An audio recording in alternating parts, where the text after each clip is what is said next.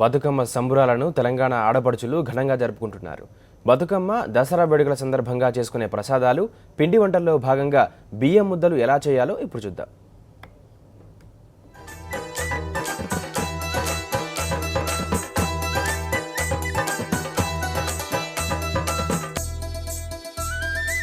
Thaman organic living సమర్పించు పండుగ వేళ కార్యక్రమానికి స్వాగతం. పవర్డ్ బై డెల్టాస్ పంచ్ తులసి.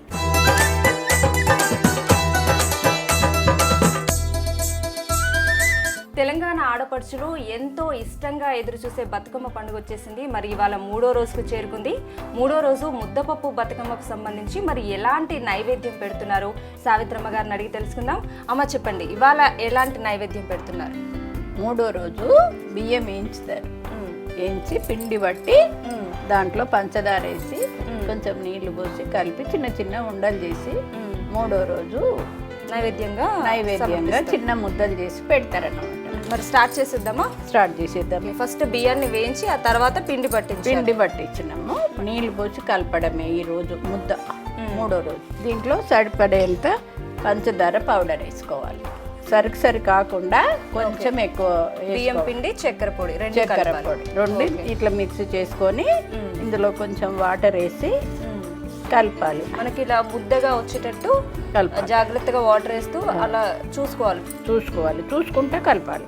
దీన్ని పిల్లలు కూడా ఎక్కువగా ఇష్టపడతారు అనుకుంటా కదా? ఇష్టపడతారు కానీ స్వీట్ కానీ దీంతో ఇంకోటి కూడా నైవేద్యం పెట్టాలి. అంత బియ్యం పిండి ముద్దలే కాకుండా ఏం పెడతారు ఇంకా నైవేద్యం? రింగులు పెడతాం. ఇవి ఎన్ని రోజులు నిల్వ ఉంటాయండి? మామూలుగా లేదు, ఈ రోజు ఒక్క రోజు వరకే నైవేద్యం పెట్టినాక మనిషి కొంచెం బతుకమ్మ దగ్గర అందరికి ఇచ్చేస్తే అయిపోతుంది.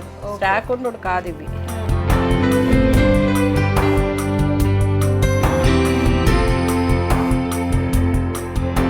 ఇలా రౌండ్ గా వేసుకొని నిల్వ ఉండేవి కాబట్టి ఇంకా ఆ రోజే అందరికి నైవేద్యం బతుకమ్మ ఆడినాక ఇచ్చేస్తే సరిపోతుంది.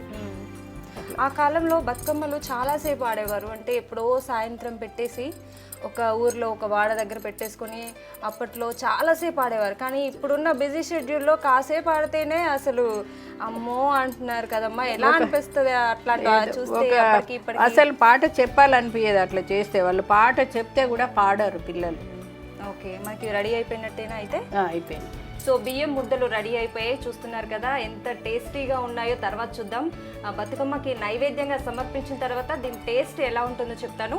సో దీంతో పాటు ఈ రింగులు కూడా మనం నైవేద్యంగా పెడదామమ్మా. ఈ రెండు కూడా మనం ఇప్పుడు మరి బతుకమ్మకి నైవేద్యం సమర్పించేద్దామా?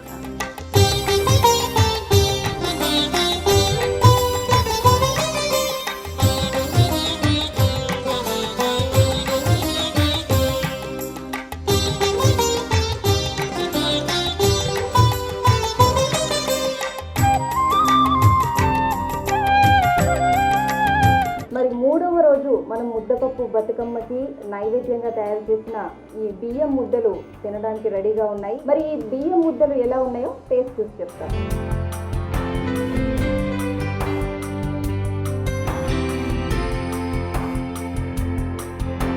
నిజంగా అండి చాలా ఆసంగా ఉన్నాయి. చాలా బాగుంది. టేస్ట్ కూడా చాలా డిఫరెంట్ టేస్ట్ అన్నమాట. మనకి ఇంత ముందు తిన్న వాటికంటే కూడా చాలా డిఫరెంట్గా ఉంది. ఆరోగ్యకరమైన ఫుడ్డే కాదండోయ్, ఆరోగ్యకరమైన నీరు చాలా అవసరం. ఆరోగ్యకరమైన జీవితానికి సురక్షిత నీరు చాలా అవసరం. సో లీటర్ నీళ్లలో ఈ పంచతులసి డ్రాప్స్ని 5 డ్రాప్స్ కనుక వేస్తే కనుక ఇమ్యూనిటీ పవర్ పెరగటంతో పాటు జీర్ణ వ్యవస్థ చాలా మెరుగుపడుతుంది.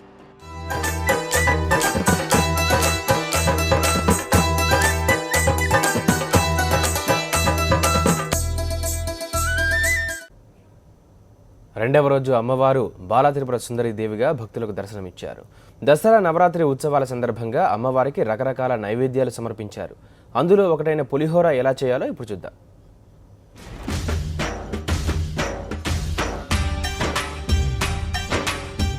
పండుగ వేళ ప్రత్యేక కార్యక్రమానికి స్వాగతం, సుస్వాగతం. దేవి శరన్నవరాత్రిలో భాగంగా ఈరోజు అమ్మవారు 2వ రోజు బాలా త్రిపుర సుందరిగా భక్తులకు దర్శనం ఇస్తూ ఉన్నారు.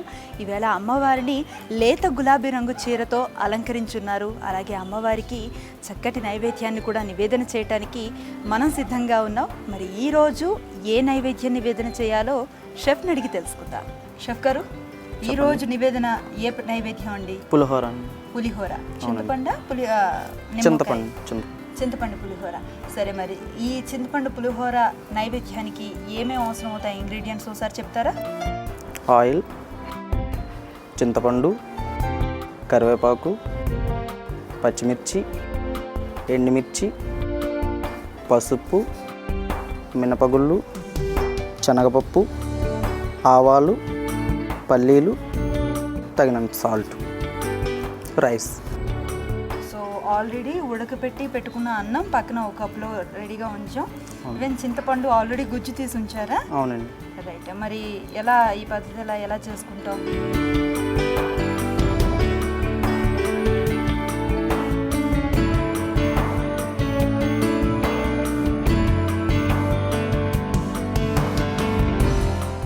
స్టవ్ ఆన్ చేశారు, పాత్ర వేడైనట్లుగా ఉంది. Oil oil. ఓకే, దమన్ వారి పల్లి నూనె అండి. అవునండి, పల్లీలు.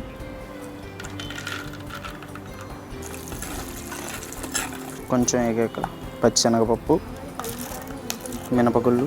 సో అమ్మవారికి ఈ శరన్నవరాత్రుల్లో ఆవిడకి అలంకారాలు ఎంత ముఖ్యమో అలాగే నైవేద్యాలు కూడా అంతే ముఖ్యం, అదే ప్రాధాన్యతను సంతరించుకుంటాయి.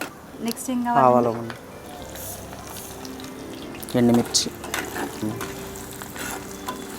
మహిళలు ఎక్కువగా ఆలయాల్లోనే ఉంటూ ఉంటారు. మహిళలే కాదు, కుటుంబ సభ్యులందరితో కలిసి చక్కగా ఆలయ దర్శనాలు అవి చేస్తూ ఉంటారు ఈ శరన్నవరాత్రులు. అలాగే మనం చూస్తూ ఉంటాం వీధుల్లో కూడా అమ్మవారి విగ్రహాలు ప్రతిష్ఠించి శరన్నవరాత్రులంతా కూడా పిల్లలు, యువకులు, యువతులు అందరూ కూడా చక్కటి పూజాధికారులు నిర్వహిస్తూ ఉంటారు. దాండియా కార్యక్రమాలు జరుగుతూ ఉంటాయి. ఇంకా అన్వయించుకొని కోలాహలంగా జరుపుకోవడానికి అందరూ అలవాటు పడ్డారు. సో అది ఈరోజు ప్రత్యేకత.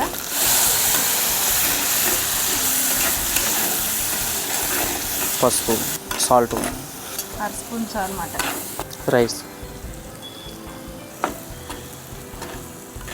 మొత్తంగా మనమైతే ఎంతెంత కావాలో సంపాళల్లో వేసుకున్నాం కాబట్టి మనకు ఆ ప్రాబ్లం లేదు. మీరు నివేదనకి పలహారం దీంట్లో పెట్టేస్తే పట్టుకెళ్ళి అమ్మవారికి నివేదన చేసేస్తాం.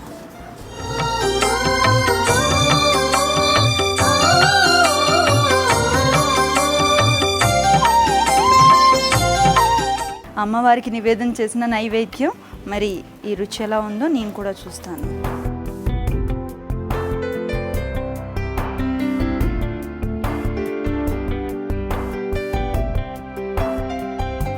చాలా కమ్మగా ఉందండి. అన్నీ అందంగా చక్కగా వేగినాయి. సో టేస్ట్ చేసేటప్పుడు కూడా చాలా రుచిగా అనిపిస్తుంది. చాలా సులభంగా తయారైపోయే వంటకమే నివేదనకి. మీరు తప్పకుండా దేవి నవరాత్రుల్లో ఈ నైవేద్యాలన్నీ కూడా ప్రయత్నించండి. డెల్టాస్ వారి పంచ తులసి రోజు లీటర్కి 5 చుక్కల చొప్పున తాగితే చాలు, ఆరోగ్యంగా ఉంటారు.